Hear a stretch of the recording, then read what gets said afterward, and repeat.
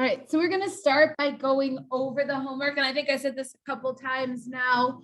The bottom of these 2 pages is your homework. For tonight, you should have plenty of time at the end of the period to work on them. I would like you guys to stay with me today to make sure you've got these down pat, because I heard some people say I was a little confused about this or I was a little confused about that. So even though you know what tonight's homework is, please don't work on it now. Go over these with us.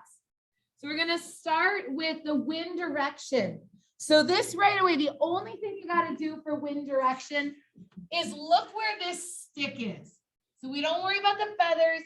We don't worry about anything else. You just look at the stick part. And actually, so just in case you were wondering what this really is, you guys know like an arrow, like for a bow and arrow that has the head of an arrow. And then there's typically feathers on the back. That's what this is. That's why those are called feathers. This is like the butt side of the arrow. The head side would be coming out the other end, again, showing you where it's going. So the butt tells you where it comes from. Then you would be able to point the arrow to show where it came from. But that's why those are called feathers.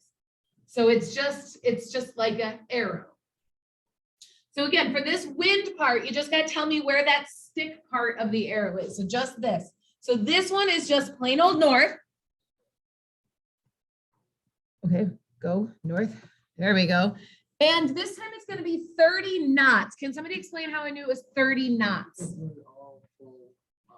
Right, they're all full arrows or full feathers. I'm sorry. They won't put, by the way, just a half one by itself ever. So like for this last one, they would never just do that because you need to have something to compare it to. So if there's one thing, you can always know it's going to be a full feather. So you just count how many feathers there are. A full one is 10, a half one's 5. They wouldn't do something like a third. So it's either 5 or 10. That's it. Cloud cover is, what is it? 100. And how'd you know that, Shelby? Because it's all filled in. Let's keep going. Air pressure. What do you guys put for air pressure? So you unabbreviated. Good job. That's what you were supposed to do. You're not supposed to write the 3-digit number. You're supposed to put the whole number, the whole pressure. So again, I think I mentioned this yesterday. I like to put what's there to start with. So 725. And then decide, do I put a 9 or a 10 out front? To figure it out, you look at the first number. So the 7. The 7, 5 and up get the bigger number, the smaller number. So they get the 9. And you put the decimal point between the last 2 digits. And again, to make sure you know that's right, you can come over here and 972.5 would be right here on this chart. But if I had screwed up and I looked for 1072, that would be way up here. It doesn't make it on the chart. So that's how you can check to see if you forgot to put a 9 or a 10, try both and double check to see which is on this conversion chart. Only one of them will ever be there, right? And by being there, I mean, not necessarily labeled, but it belongs on the chart. All right, so we did air pressure. Now, barometric tendency, I think I skipped this part with you guys. So let's talk about what this means. What does a tendency mean anyway? Something has the tendency to be a good kid or the tendency to be a bad kid. What's that mean? You do it often. Yeah, you're either often a good kid or you're often a bad kid. It's kind of predicts, if you hear that you have a kid that's going to be a good kid, you can predict that they're going to continue to be good. Or if you hear you got this bad kid, you can predict that they're going to be bad. Now, just like kids, that's not necessarily always true with weather. So sometimes it can change because different things happen. Same with kids. And that's actually why I don't listen to Mr. Klaus or Mr. Job ever if they say, hey, George is coming to your class and he's an awful kid. I don't listen because things change. So by the way, reputations matter, but we don't all listen to them. What? I never heard your name before you walked in my room. No way. No. There's no Sorry, you're not that important. We don't all talk about you. Oh, I made this. Barometric tendency, again, so I had a lot of these questions this morning, guys. Barometric pressure, what is that? Because that's how it's labeled on here, barometric pressure. It's a fancy name for what? Pressure, air pressure. Barometric pressure is just a fancy name for air pressure. So this just means this number right here. This is also abbreviated with a really stupid abbreviation. Did anybody catch the abbreviation for barometric tendency? Look in the key. Barometric trend. You have barometric trend. Yeah, sorry. Did you catch the abbreviation for that one? What do you got to do to unabbreviate that? Look at the key. It says plus 19, but then in parentheses, what's it say? I'll say 1.9. 1.9. So the abbreviation is legit, just put a decimal point between the two numbers. So if you had 17, just put a decimal point. Now, do you think this pressure is rising or falling? Based on the number negative 17. Falling. Yeah, it's falling. So this is going down 1.7 millibars.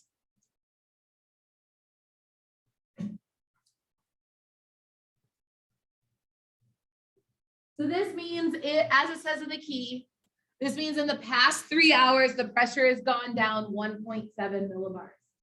Why would it be important to know the pressure is going down or the pressure is going up? What would that tell you about the weather if it's going, the pressure is going down?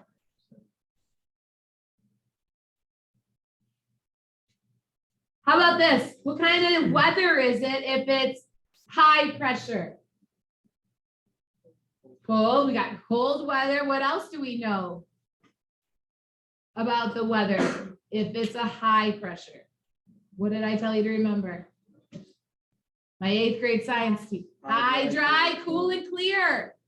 High, dry, cool, and clear is the weather if it's a high pressure. So we know if it's getting higher, the pressure is getting higher, we can expect cooler, drier, and clearer weather. Typically a nice day like that out there. So getting higher pressure means getting nicer out. In this case, with the pressure going down, it's getting yuckier. It's getting wetter and cloudier. Yes, it's getting warmer, but remember, warm isn't necessarily always a good thing. Precipitation, how much has it rained? 3.2 is always in that bottom corner, and it does say in the past 6 hours. That's what's always going to be on there. Temperature, 26 degrees Fahrenheit, dew point, 22 degrees Fahrenheit. Present weather, that I saw that as an asterisk. If you thought that was a period and you said rain, go for it. Whatever you saw, use it. Yeah, I agree. It looks like, you could tell it looks like snow, but if you looked quick and just thought it was a dot, rain is fine. FYI, so for the record, on the Regents, it'll be that exact symbol. You won't have to squint, you won't have to guess. This one I've just copied too many times. And visibility is how far down the road. In this case, it's a 1/4 mile. All right, on the next one, and correct any mistakes you see. I'm going to go a little faster. Northwest, 25 knots. Cloud cover is 50%. 1032.0. The tendency is falling 1.2. Precipitation is 0. Temperature is 40 degrees Fahrenheit. Dew point is 15 degrees Fahrenheit. Present weather, there is none listed here. And the visibility is 3 miles. Then we have Southwest, 15 knots, 100%. 969.0. Yes, you need to include that 0.0 when you go backwards this way. Falling 1 millibar. Precipitation 0.02 inches. Temperature 70 degrees Fahrenheit. Dew point 68 degrees Fahrenheit. Rain and visibility is 1 mile. What were, just so I can get in the heads of my students, what were some of the mistakes you made? What was one mistake you made? Did you forget to unabbreviate it? That's it? Say it again? Okay, so did you just put the 3-digit or did you put the wrong 9 or 10 out front? Okay, perfect. And that was, I really rushed in this class to get that through. So that could explain why you forgot to do that. If they ask for the actual pressure, that's how you know if you have to go unabbreviated or abbreviated. If they say actual, they want the big long number. So that shouldn't be too hard. So then, what was another mistake people made? Everybody else, did you forget labels? Okay, so it's probably okay if you forgot a label. Here's how to work on the regions or any test question or homework question I give you. If it ever says include the proper units, like hint, the lab you're gonna do starting today says be sure to include the proper units. If you don't, it's wrong. So on the regions, if they said, what is the temperature? Please remember to include the proper units. If you don't put degrees Fahrenheit, it's wrong. But often they'll put a line and then they'll label it degrees Fahrenheit. And again, you would only have to put the number. Okay. How about this? This was not on the homework, but I have a question for you. Take a look at these 3 boxes. So we have 1, 2, and 3 going across the top. Don't anybody say anything out loud yet. Of these 3 places, these 3 weather models, which one is most likely to be raining or snowing soon? Which one has the highest probability of precipitation out of these top 3? Everybody stop and think. Everybody get an answer in your head, and I'm going to ask you how you know. How about this? Can you guys point to them on your paper? That way I can kind of see.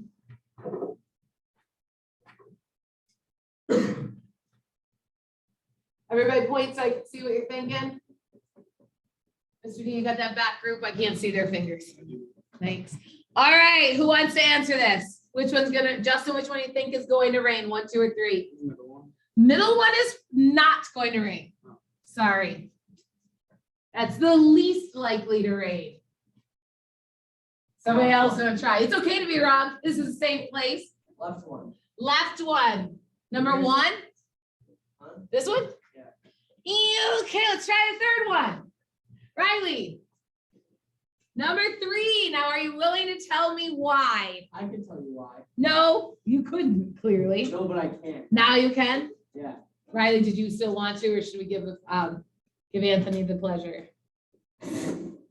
All right, I'm gonna try. Oh, here. it's tough.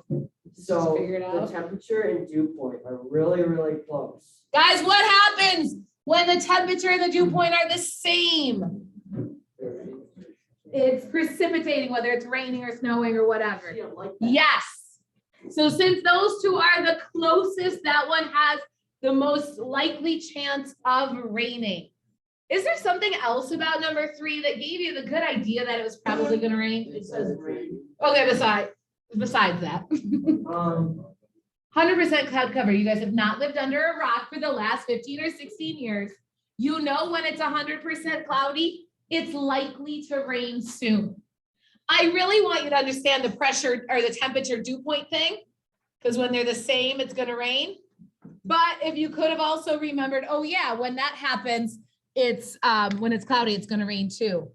I do believe that we should put a little note on page 42 at the bottom that says that exact sentence. So I know we didn't do all the practice there on 42. I don't think we even need to anymore. But on the bottom of page 42, it says need to know temperature, dew point temperature and pressure. The closer the air temperature is to the dew point, the greater the chance of precipitation. So we've talked about this multiple times. I think this is at least the 3rd time you're writing it. It might even be the 4th. It's that important.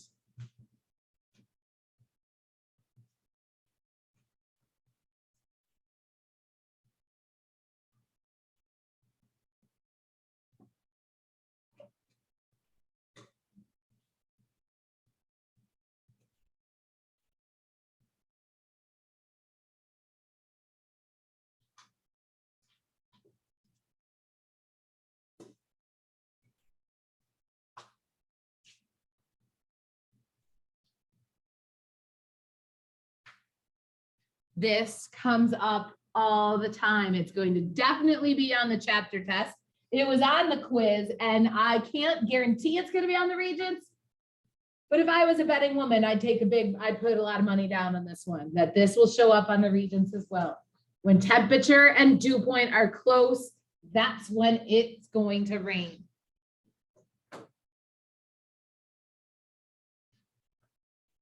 Let's add to this. Guys, what's probably the relative humidity when temperature and dew point are close? What'd you say? 100. What happens if temperature and dew point are exactly the same? What's happening outside? Raining. So if it's raining, what's the relative humidity? 100. It's all filled up. So when temperature and dew point are close, relative humidity might not be 100, but it's getting there. So it's getting to be really high. And you guys know that. What's it feel like right before it rains in the summer? Ugh, right? That's when the humidity is the worst. All right. I forgot to go over the back, didn't I?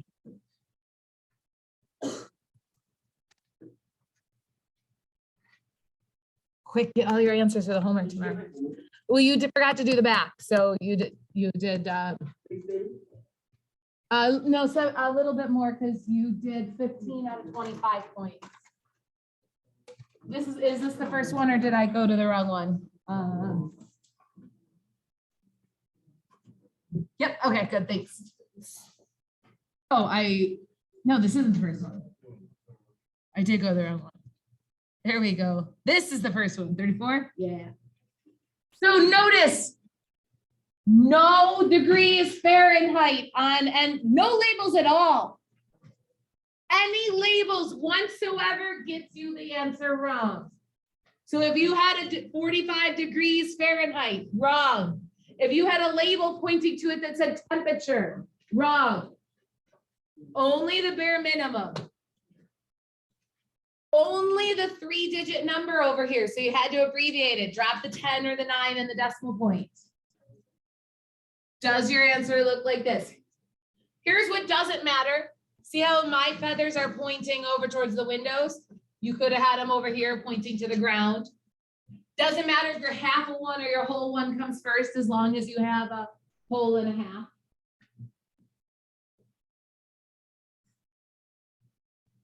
Another important thing, the visibility has to be a fraction.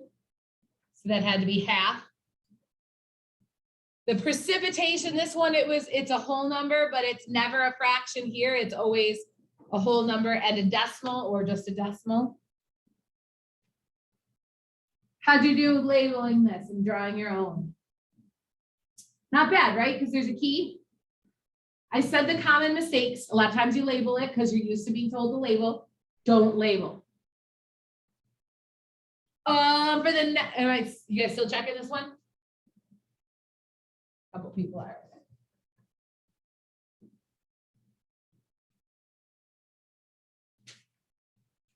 Okay, and then the next one.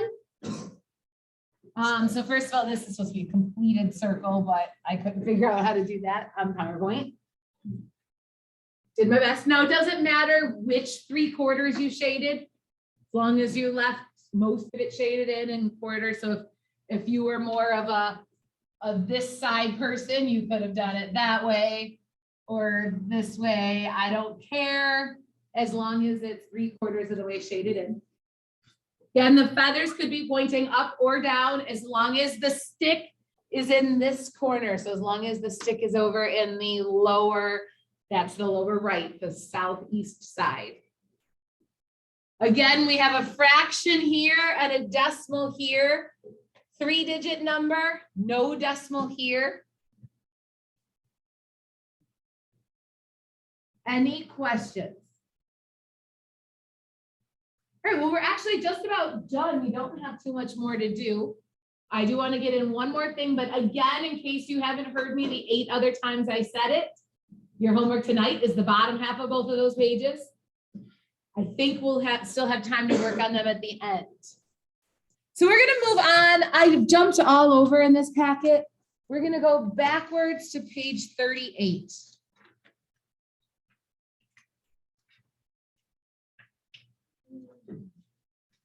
Keep your reference tables out. If you don't have your reference tables out, get them out. We're going to be needing them again. So we're going to page 38 in the packet. It's titled Air Masses. If I was to ask you what you thought an air mass was, what would you describe it as? That is legit exactly what I would say. An air mass is a mass of air. What do you picture if I say a mass of air?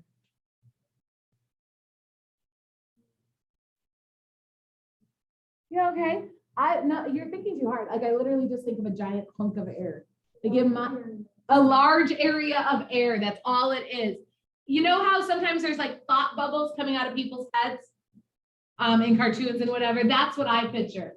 Giant thought bubble filled with air, a giant mass of that floating around. So it is a large region of the atmosphere, because that's where the air is, with uniform temperature and humidity. Keeping in mind that uniform means the same.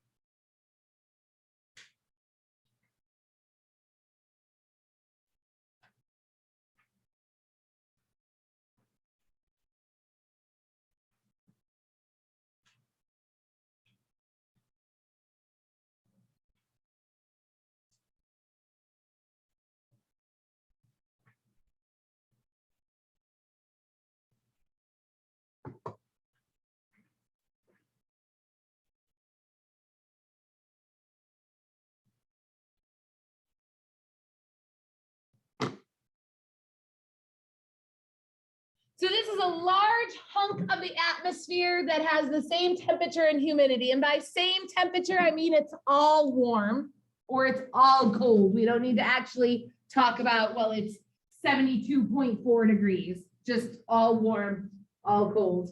And the same humidity, again, we don't need to actually calculate it. We just need to talk about, well, is it humid, so wet air, or is it dry air that doesn't have water in it? So we're not getting actually really technical. We're just talking about a lot of moisture or no moisture. There's 5 choices for air masses. They're listed. So if you see, this is right at the bottom of page 13. We already looked at this. So I'm looking here. I just cut that out. So we're right down here. We're looking here in the middle. They're labeled. There's 5 choices. And we're going to talk about what this means.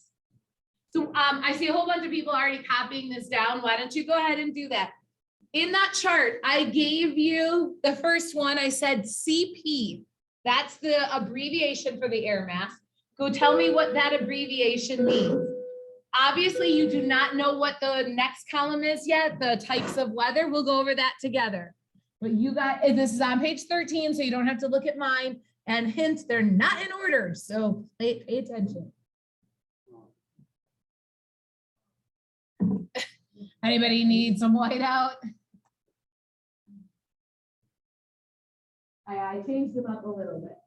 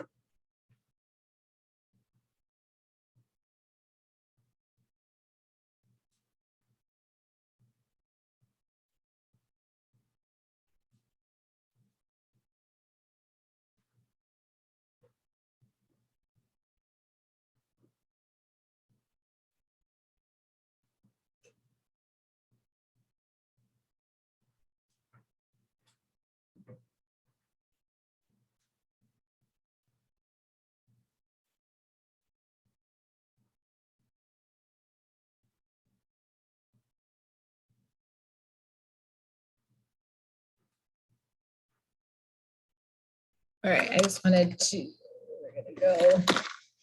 All right, so hopefully you were able to copy these right off the reference table. The CP stands for continental polar. The CT stands for continental tropical. I'm sorry, the next one down, MP is maritime polar. MT is maritime tropical, and CA is continental Arctic.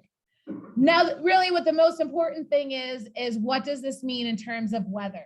So if the weather guy is telling you we have a continental polar air mass moving to us, that's named for where it comes from, just like wind. So continental polar, where did something that's a continental polar air mass form? Let's start with the continental part.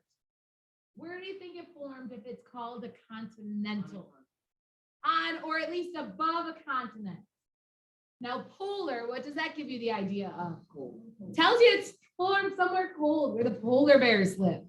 That's exactly what it is. So if air formed over a continent, let's start there. What does that mean about that air? It formed over a continent. What else would we know about that air?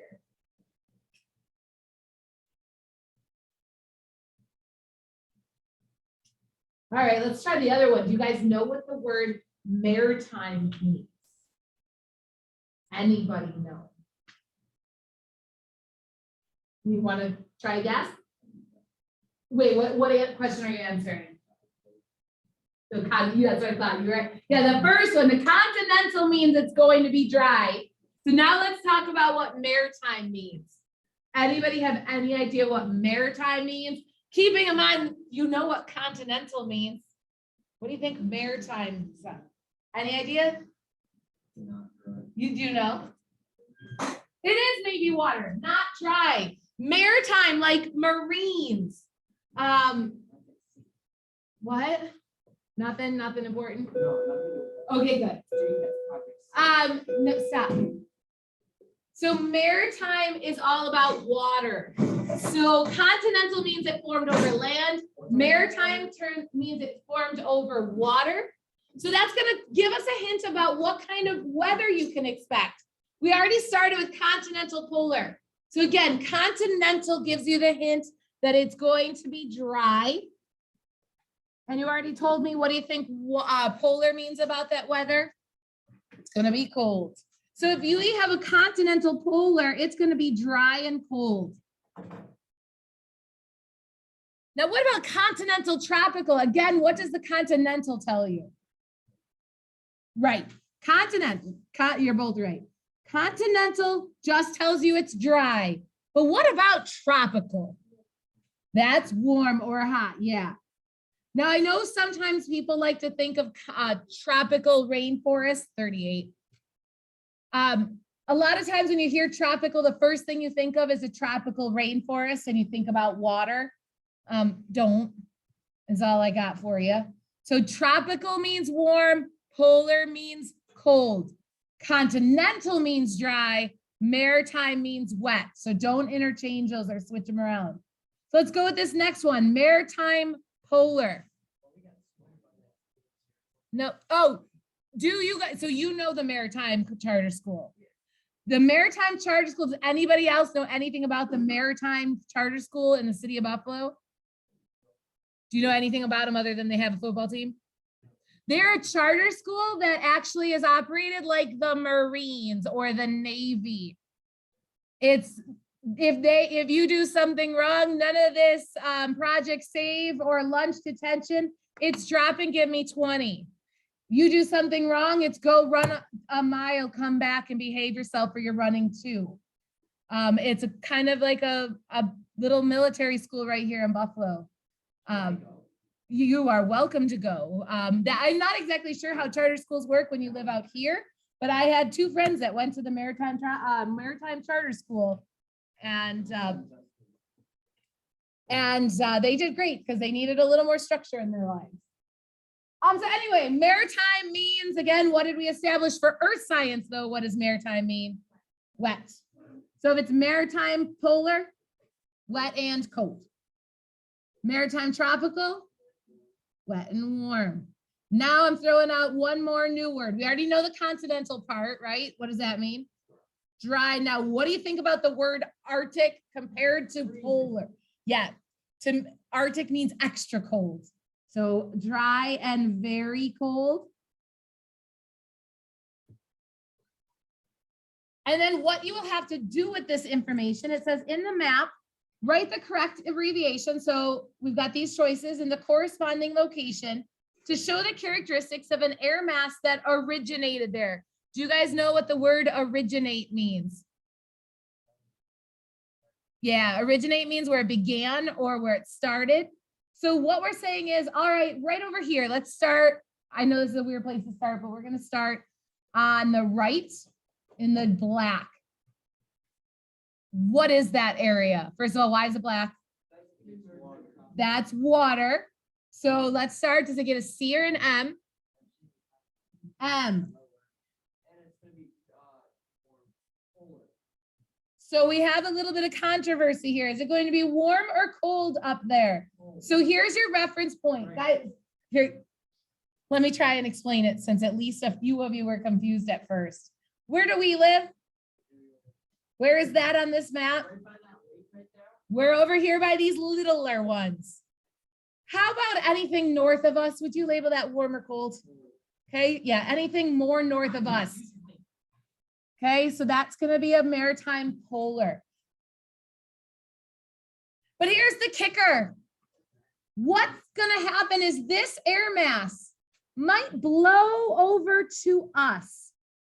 Add that arrow over to about where we live. And I would like you to tell me what kind of weather we could expect if this maritime polar blew over towards us. Let's start with the M. What does the maritime stand? So wet, and the P stands for cold. Let's go down to this one down here in the Gulf of Mexico. Again, again, this might blow up towards us in Buffalo. And because it formed in the Gulf of Mexico, is it an M or a C? M. And because it's down near Florida, yes, it's warm, so it gets a T. And an MT is going to be, like I heard many of you say, wet and warm. How about this one that looks like it's in Texas or Mexico? Does it get a C or an M? Let's start there. C and a T or a P or an A? T. And why did we put a C? Because what weather will we expect? Dry and what? What did you say, Gabby? Dry and warm or cold? Warm. Yep, of course. How about this one up here in the middle of Canada? If that one blew over towards us, we give it an M or a C? C, because it's over a continent, and a P or a T? P, because that's a cold place, Canada. So again, cold or dry and cold. Of course, you could say cold and dry, but I like to keep it in order of the letters, the C and the M first, then the P or the T next. How about, let's go over here in the Gulf of Alaska. It's an M because it's in water, and a P or a T. Did I hear it? P or T? P, yeah, that's cold. And we go over, what kind of weather is an MP? Wet and cold.